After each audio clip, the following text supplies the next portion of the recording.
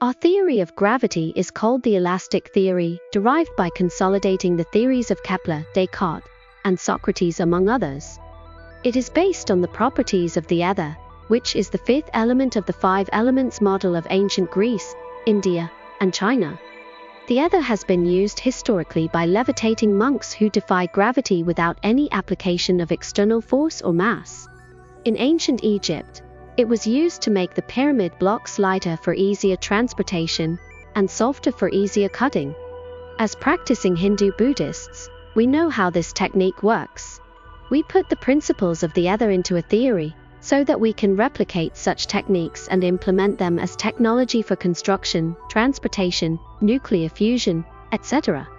Newton's system believes that the cause of movement is external to the object, specifically as contact forces and the force of gravitation from mass. This is simplistic, shallow, and matter-based. Einstein's system tries to solve the problems in Newton's system by adding the belief that gravitation comes from the fabric of space-time. Gravity to him is no longer a force, but a warping of space-time. This is totally sophistical and violates the simplicity of Newton and of nature itself, as pointed out by the genius inventor, Nikola Tesla.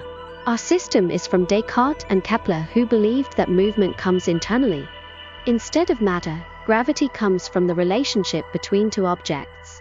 This keeps the simplicity of nature but takes the immaterial perspective of the ether, which is the opposite of the material perspective of Newton. The mere act of perception automatically creates a perception link between the perceiver and the object. We call this link a gravitational band.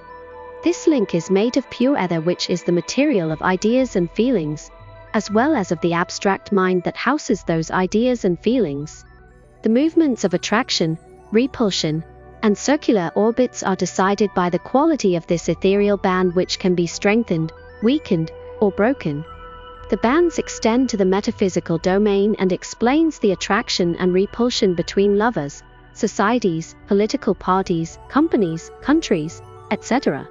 This is why this is a universal theory. Superphysics is our proposed science that studies and explains the ether and the five elements of nature. Material superphysics explains the nature and properties of these bands in the material domain, manifesting as the movement from mass or contact forces, magnetism, gravity, dark matter, and dark energy. Biosuperphysics explains how these bands work in healthcare, agriculture, and animal health. This is to trace the lifetime movement or growth of living beings towards good health or towards diseases. Social superphysics explains how these bands work between societies to explain their movement from poverty to prosperity, from liberalism to tyranny, or from peace to war.